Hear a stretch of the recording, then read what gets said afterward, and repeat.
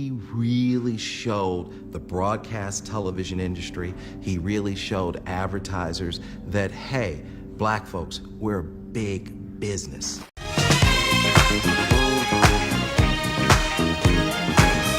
25 years later, there are still a lot of stations who introduced us to so many great artists for the first time, gave them a place to go to when they couldn't go anywhere else. Are not comfortable with programs that target minorities. Few years, but it's such a gas. I just know you're going to be glad about it. The Intruders and Cowboys to Girls. Black show, and I was kind of like invading their territory. Just as a dance show is a dance show, Soul Train is bandstand, bandstand is Soul Train. He had to hold your own, so we practiced 4 hours a day to become, really top level of the street dance. Always in parting, we're gonna wish you love, peace, and soul. What if I told you that behind all those amazing dance moves and groovy music on Soul Train, there were secrets that would shock you? Don also faced pressure to maintain his leadership position in a fiercely competitive television industry.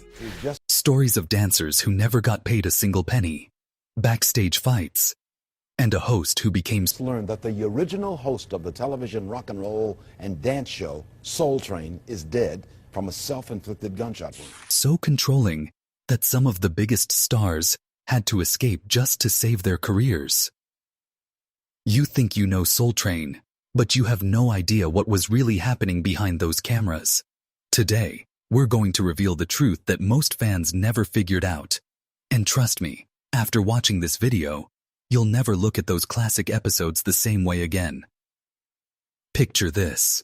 It's 1969 in Chicago, and a former police officer named Don Cornelius is about to change television forever. But Don wasn't some rich Hollywood guy with fancy connections. He was just a regular man who had spent his last $400 on a 3-month TV course. Can you imagine? He left his job as a cop, walked away from his 2 young kids, and bet everything on a crazy dream. Don saw something that nobody else did back then. While white kids were watching American Bandstand, black kids had nowhere to see themselves on TV dancing to their own music. So Don decided to create something totally different. He wanted to use television as what he called a soft weapon against racism. That's pretty powerful when you think about it. In 1970, Soul Train first appeared on a small Chicago TV station. It started as just a local daily show, but it had something no other program dared to try. For the first time ever, there was a TV stage completely dedicated to black artists, black dancers, and a black host. This wasn't just entertainment. This was a revolution happening right in people's living rooms. The magic ingredient was something Don called the Soul Train line. You know that famous double line where dancers would show off their best moves one by one? That became the heart of the ST. How? Every dancer got their moment to shine, and viewers at home couldn't look away. Then came 1971, and everything changed. Soul Train became the first black-run TV show to air all across America. Suddenly, kids everywhere were seeing Aretha Franklin singing with pure power, James Brown ripping his shirt open on stage, and a young Michael Jackson doing moves that would later become the moonwalk. But here's what most people don't know.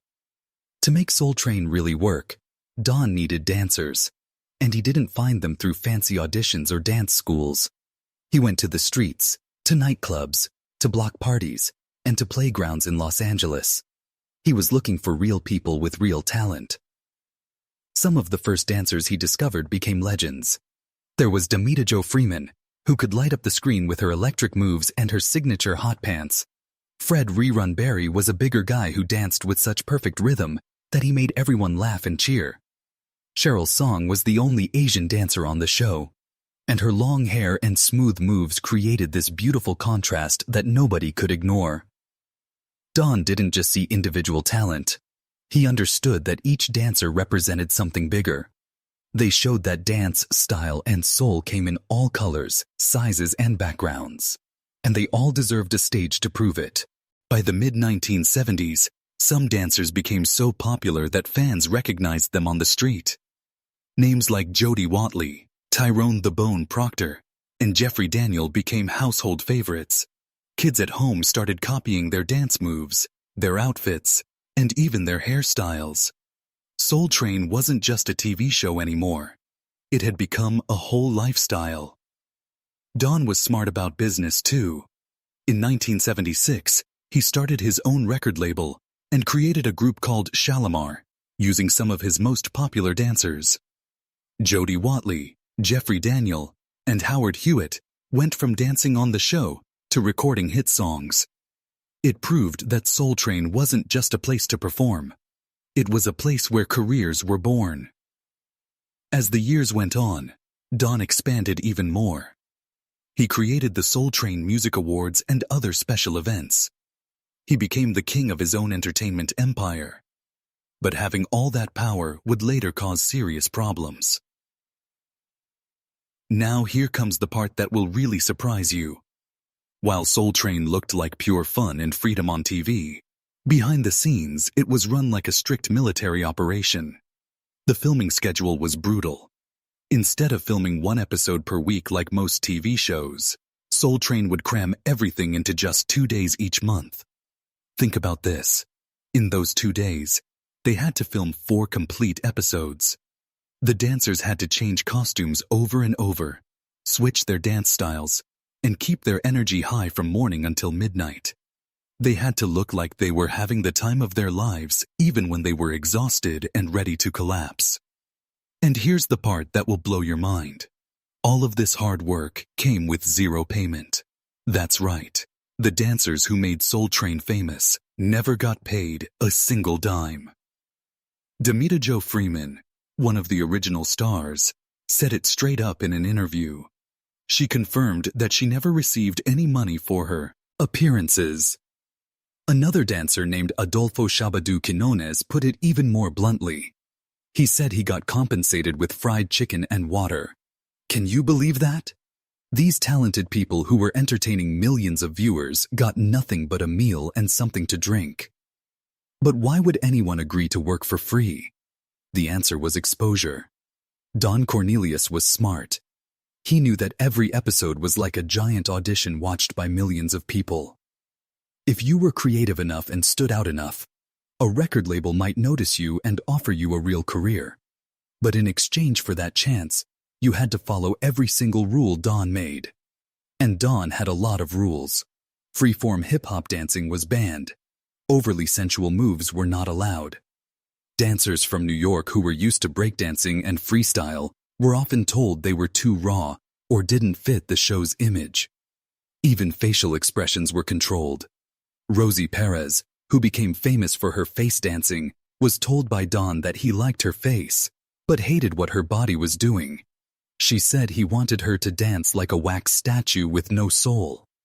Imagine being told that your natural style had no soul on a show called Soul Train.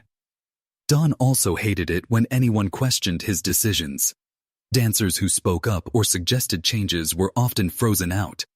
They would be excluded from filming or denied their moments in the spotlight. Pam Brown, who worked as a choreographer, got into a big fight with Don when she suggested that the main dancers should get paid. The result? She was pushed out of the crew just months later. But the harshest rule came with contracts. When Don started forming music groups from his dancers, he required them to sign contracts without letting them have a lawyer look at them first. Rosie Perez was only 19 years old when she was asked to sign, and something felt wrong to her. She refused and said she couldn't sign without knowing what she was giving away. Don's response was ice cold. He told her she could leave because no one was forcing her to stay. So she left. Years later, when Rosie came back to Soul Train as a choreographer, Don didn't even say hello to her. He held grudges for a long time. Getting screen time was like a battle. In the early days, Jody Watley wasn't even an official dancer. She and her friends had to hide under blankets in a car, waiting for security to look away so they could sneak onto the set. Every second on camera was precious because it might be their only chance to get noticed.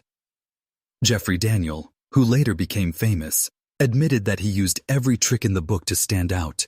He would carry giant props like a toothbrush, bring a mannequin, or wear crazy outfits that his grandmother knitted for him. Anything to catch the camera's attention. If nobody noticed you, you lost your shot at fame. As time went on, the dancers started realizing how valuable they were to the show's success.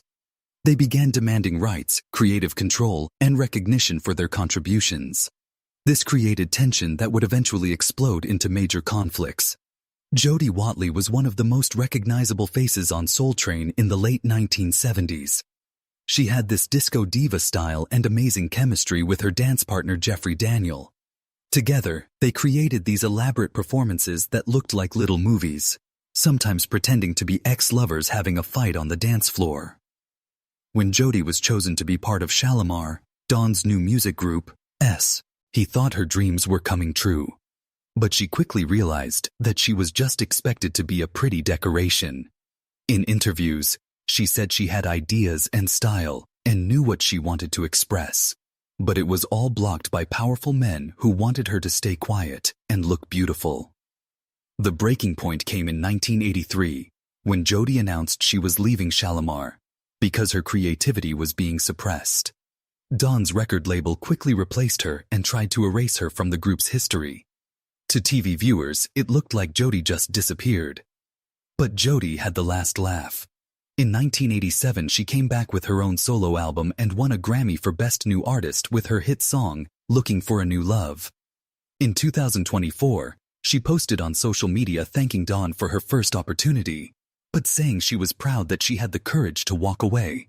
Jeffrey Daniel faced a different kind of struggle. He was actually the first person to perform the backslide move on American television, and he personally taught it to Michael Jackson. But after Michael performed what became known as the moonwalk on Motown 25 in 1983, the world connected that dance move with Michael Jackson forever. Jeffrey was pushed into the background. In interviews, Jeffrey said he was proud that Michael took the move global, but sometimes he wished people remembered that he created it on Soul Train first. He learned that fame can be a double-edged sword. Rosie Perez experienced the dark side of Soul Train in a different way. She came from Brooklyn and had no professional dance training. She just danced freestyle in nightclubs. Her sharp look and face dancing style made her stand out among the more technical West Coast dancers. But her quick success made some of the veteran dancers jealous. In an interview, she said she thought she was joining a community, but instead she was judged, called unprofessional, and isolated. Don would praise her one moment and then block her opportunities the next. The conflicts weren't just between Don and the dancers. There was jealousy within the dancer ranks too. Cheryl Song, being one of the few Asian dancers, always felt like she had to work twice as hard to get respect. Fred Rerun Barry, after he became famous on What's Happening, refused to return to Soul Train. He said he loved the show, but not how it treated the dancers. These fights showed a bigger problem. There was a battle between the older generation that wanted control and the younger generation that wanted creative freedom and fair treatment. What many people don't know is that Don Cornelius was fighting his own personal battles that affected how he ran the show. In 1982, he had to have brain surgery to fix a problem he was born with. The surgery was risky, and while it wasn't widely reported at the time, people close to Don later said it changed him. His son Tony revealed in an interview that after the surgery, Don began having seizures, memory problems, and unpredictable mood swings. He was still sharp and ambitious, but he would get randomly angry and fall into deep depression. This change in Don's personality affected his creative vision too. The man who once embraced new and fresh music styles became resistant to hip-hop. He refused to have rappers on the show unless the audience pressured him. Street dances, bold outfits, and expressive dancing were seen as threats to the show's polished image. Many dancers from the newer generation started leaving. Younger viewers began watching other shows like Yo MTV Raps and In Living Color. Soul Train, which used to be the gateway for black culture, became a closed gate that only played what Don thought was appropriate. On the surface, the show continued. Don kept hosting until 1993, when he was almost 60 years old, but the crew could see clear signs that he was struggling. His introductions lost their edge, his eyes looked tired, and sometimes he would repeat words or lose track of what he was saying. Tony said he started taking on more responsibilities, but his father wouldn't retire. To Don, Soul Train wasn't just a job. It was his whole reason for existing. After stepping away from hosting, Don moved to behind-the-scenes roles. He managed the show's rights and organized music awards, but he was no longer the face of Soul Train. The 2000s became a very dark period in his life. In 2008, something shocking happened. Don was arrested at his Beverly Hills home for domestic violence against his wife, Victoria Chapman. The charges included death threats and assault, though Don said he was not guilty. He faced a restraining order and probation. The news shocked the public because to them, Don Cornelius was the symbol of love, peace, and soul. But behind that famous slogan was a man who was falling apart, an aging king who felt increasingly left behind by the changing times. Tony said that after the arrest, his father became a hermit. He had no friends, avoided the press, and made no comments about Soul Train events. Tony thought his father was ashamed, but even scarier, he felt like he had no reason to exist anymore.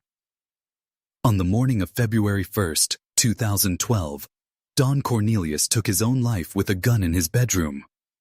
According to the coroner's report, he used a legally registered pistol. There was no suicide note. While the media covered the story heavily, his family wasn't completely surprised. Don had struggled with depression for years and often talked about feeling exhausted with life. Some reports suggested he was dealing with early memory loss, possibly connected to the brain surgery, effects from 30 years earlier. Though the founder's life ended tragically, the legacy he created lived on, with both its brilliance and its unresolved problems. When Soul Train aired its final episode in 2006, it wasn't just a TV show ending. It was the end of an era where dance, music, style, and Black pride all came together on the same stage. But what did Soul Train leave behind? On the positive side, Soul Train was absolutely revolutionary for cultural representation. It didn't just give Black people a spot on national television. It gave them a stage to influence fashion, dance, and cultural identity. Without Soul Train, there would be no In Living Color, no 106 Park, and no early hip-hop music videos with dancers as the stars. The Soul Train line became a classic tradition that's still recreated at weddings, parties, fashion shows, and even on TikTok today. The show's influence even reached Europe, where Jeffrey Daniel hosted a UK version called 620 Soul Train that aired on Channel 4 in 1985. But the darker parts of Soul Train's legacy lived on too. Many former dancers have spoken out about never receiving any money, even though their images are still used in reruns, DVD releases, and online projects. In a 2024 article, an anonymous former dancer said they see their face on YouTube and their dances turned into memes, but they've never gotten a cent in royalties. It wasn't just individuals who were overlooked. An entire generation felt erased from television history. Soul Train's constant focus on Don Cornelius as the sole creator left many dancers, especially women, feeling unrecognized. Jody Watley wrote on social media that Soul Train wasn't one man. It was hundreds of footsteps, thousands of dance hours, and millions of unpaid dreams. Still, efforts to keep Soul Train's culture alive continue today. BET currently airs reruns with digitally restored versions. In 2023, a musical called Hippest Trip, the Soul Train musical, debuted in San Francisco to major buzz. It doesn't glorify or attack Don's legacy. Instead, it shows the complex emotional journey where each dancer isn't just a background performer, but a cultural warrior. The show's lead choreographer, Camille A. Brown, said she wants audiences to understand that to dance like that on Soul Train, you had to give your sweat, tears, and sometimes your future. Soul Train also lives on through social media. Classic clips with retro filters, funk remixes, and reaction videos on YouTube and TikTok are introducing Generation Z to this television format. But not everyone understands its historical importance. On one hand, this shows the legacy continues. But on the other hand, it highlights a problem. Soul Train is being reduced to just a visual trend without understanding its deeper meaning. It's a subtle tragedy that a show which broke racial barriers is now consumed as just another aesthetic trend. But despite all the disputes, complexities, and lingering hurt feelings, no one can deny that Soul Train shaped black culture on television. It's where Michael Jackson learned to perfect his dance moves, where Rosie Perez was discovered, where Jodie Watley began her journey to stardom, where Jeffrey Daniel created the technique that became the moonwalk, and where dozens of artists got their chances when all other doors were closed to them. Now that you know the real story behind Soul Train, the question is, can you watch those classic episodes the same way? Knowing that those smiling dancers weren't getting paid, that some of them were fighting for respect behind the scenes, and that the host who seemed so cool and collected was struggling with his own demons. The truth is, Soul Train was both magical and tragic at the same time. It gave opportunities to people who deserved them, while also taking advantage of their dreams. It broke down barriers while creating new ones. It celebrated black culture while sometimes limiting how that culture could be expressed. But maybe that's what makes Soul Train's story so important. It shows us that even our most beloved cultural institutions are created by real people with real flaws, real struggles, and real dreams.